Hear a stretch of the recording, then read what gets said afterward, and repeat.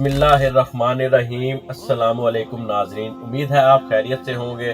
خدائی کا دعوے دار نمرود کون تھا؟ نمرود نے ہزاروں بچوں کو کیوں قتل کروایا تھا؟ نمرود نے حضرت ابراہیم خلیل اللہ علیہ السلام کو آگ میں کیوں پھینکا تھا؟ نمرود کا انجام کیا ہوا؟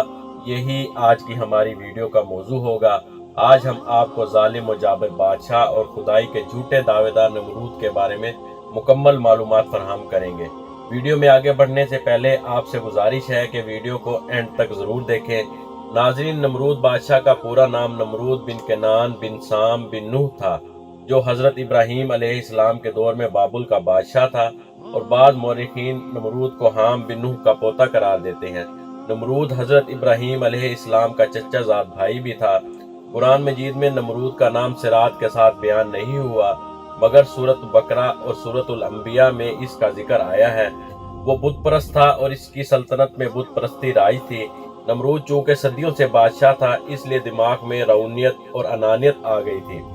سرکشی اور تکبر اور غرور طبیعت میں سما گیا تھا۔ ناظرین، تفسیر ابن کثیر کے مطابق نمرود تقریباً 400 سال تک حکومت کرتا رہا۔ مفسرین کے مطابق نمرود بن کنعان بڑا جابر بادشاہ تھا۔ سب سے پہلے اس نے تاج شاہی اپنے سر پر رکھا۔ اس سے پہلے کسی بادشاہ نے تاج نہیں پہنا تھا۔ سر پر تاج رکھنے کی ایجاد نمرود بادشاہ نے کی۔ وہ لوگوں سے زبردستی اپنی پرستش کرواتا۔ کاہن اور نجومی اس کے دربار میں بکثرت اس کے مقرب تھے۔ نمرود نے ایک رات خواب میں دیکھا کہ ایک ستارہ نکلا ہے۔ اس کی روشنی میں چاند، سورج وغیرہ سارے ستارے بے نور ہو کر رہ گئے۔ کاہنوں اور نجومیوں نے اس خواب کی یہ تعبیر دی کہ ایک فرزند ایسا ہوگا جو تیری بادشاہی کے زوال کا باعث ہوگا۔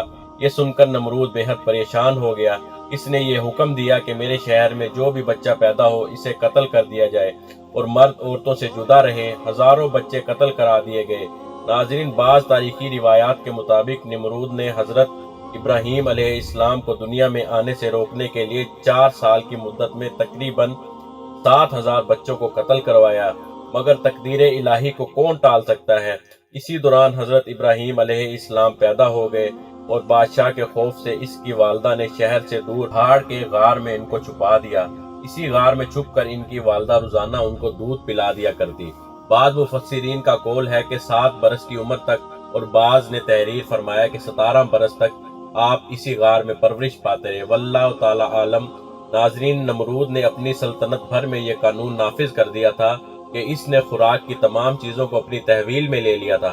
وہ صرف انہی لوگوں کو خوراک اور غلہ مہیا کرتا جو اسے خدا تسلیم کرتے۔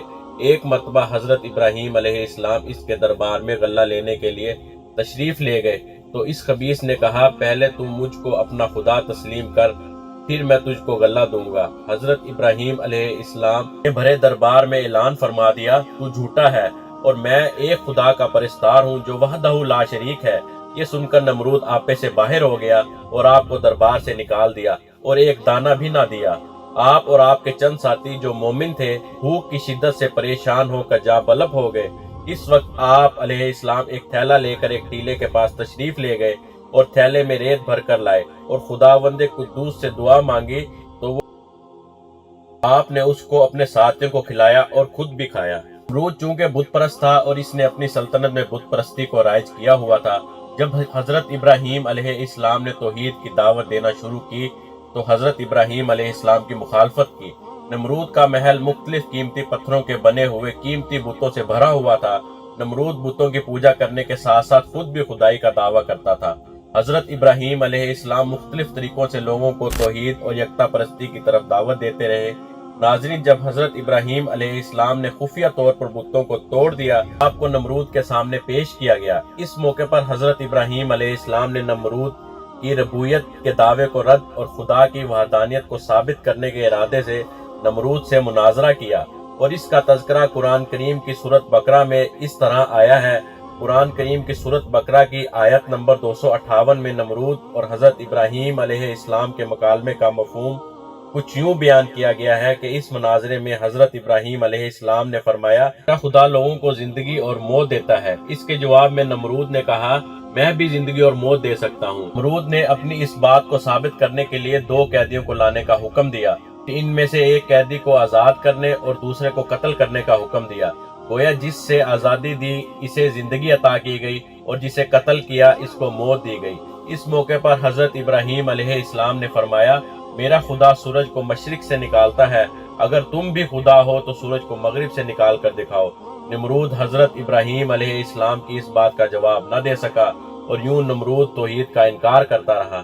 ناظرین، ایک دن شہر کے تمام لوگ اپنی مذہبی رسومات کی ادائیگی کے لیے شہر سے باہر گئے تو حضرت ابراہیم علیہ السلام نے بت خانے میں رکھے ہوئے تمام بتوں کو توڑ دیا۔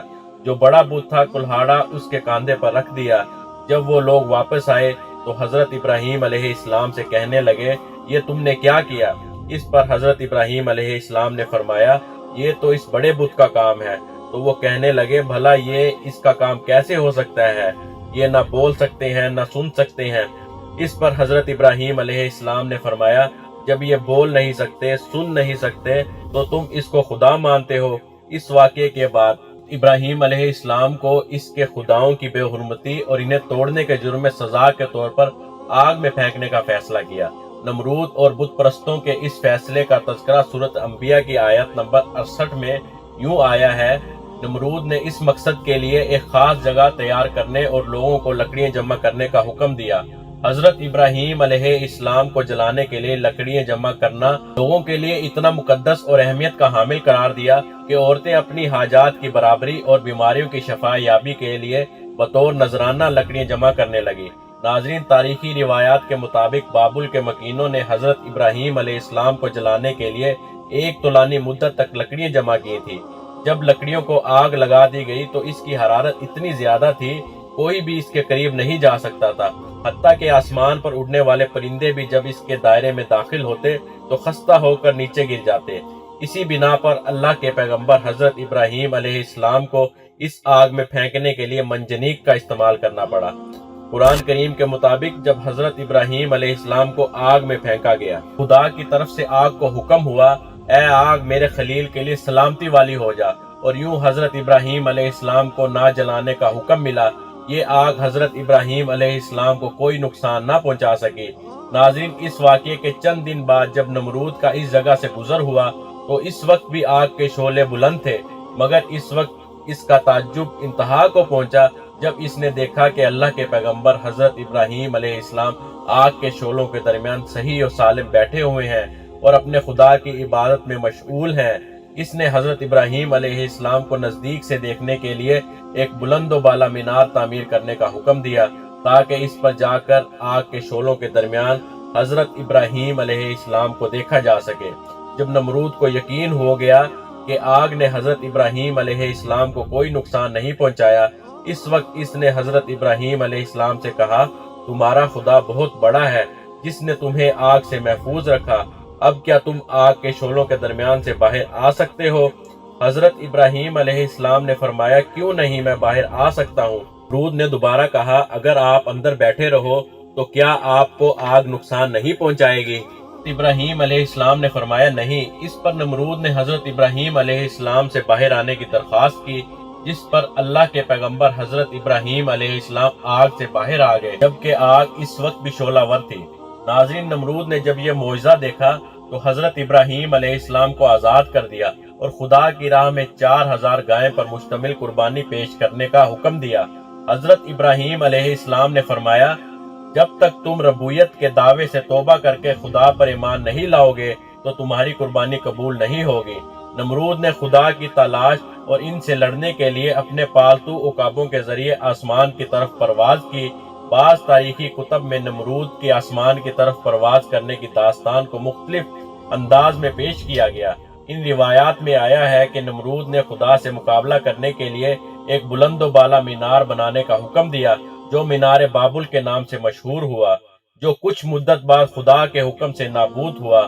بعض مفسرین کے مطابق سورۃ نحل کی آیت نمبر 26 میں اس واقعے کی طرف اشارہ کیا گیا ہے۔ اس آیت میں خدا نے کافروں کی اس عمارت کو تباہ کرنے کی طرف اشارہ کیا گیا ہے، لوگوں کو دھوکہ دینے کے لیے تعمیر کیا گیا تھا۔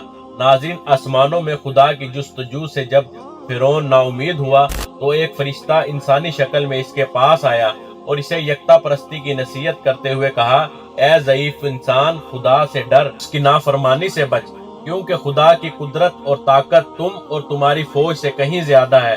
اگر وہ چاہے تو تجھے اپنی سب سے ضعیف مخلوق کے ذریعے ہلاک کر دے۔ اس موقع پر نمرود نے اپنے علاوہ کسی اور کی بادشاہی سے انکار کرتے ہوئے خدا سے مقابلے کا تقاضا کیا۔ فرشتے نے اسے اپنا لشکر جمع کرنے کے لیے 3 دن کی مہلت دی۔ 3 دن کے بعد خدا کے حکم سے مچھروں نے نمرود کے سپاہیوں پر حملہ کیا، جس کے نتیجے میں اس کی ساری فوج فرار ہو گئی۔